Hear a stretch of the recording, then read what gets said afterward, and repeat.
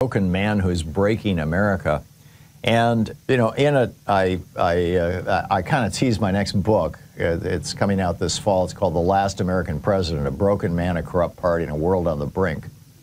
And, you know, in that book, I described Trump's upbringing and how, you know, basically it screwed him up. And how what you could call sociopathy. I'm not diagnosing Trump as a psychopath or as a sociopath, although we've had multiple psychiatrists on this program who have done so.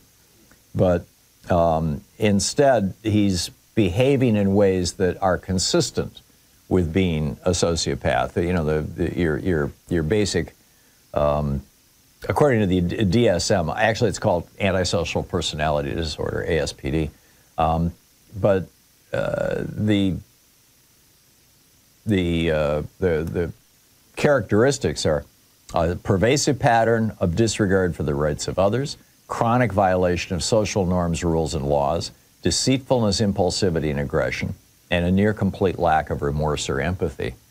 And, you know, this is what we're seeing in Donald Trump. Now, the word sociopath gets thrown around a lot, and, you know, most people don't really understand what it means. And so here's a simple definition. If you give a child a test for sociopathy, for you know, is this person a sociopath? Children will almost always indicate that they are sociopaths because they're still in this stage of me, my, mine. They have not yet fully socialized. They haven't fully developed empathy. They haven't fully come to understand the needs and rights and things of that of others. And what Trump did in his first term was basically surrounded himself with adults. What he has done in this term is surround himself with suck-up yes men, essentially, people who share many of his behaviors and his weaknesses. And this is a bad thing for a country. I mean, you know, we've seen this before. What happens when you get somebody who is profoundly mentally disabled in this regard? You know, we saw this, you know, Hitler and Heydrich, for example, or Goebbels. And they surround themselves with people who are similarly disabled, shall we say.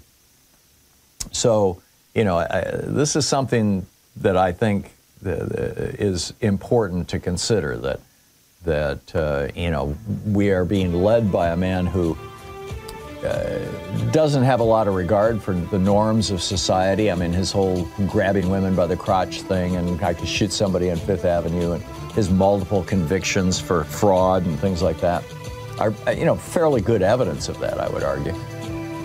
And now the Supreme Court, with this decision this morning, just handed him a whole lot more power. What say you?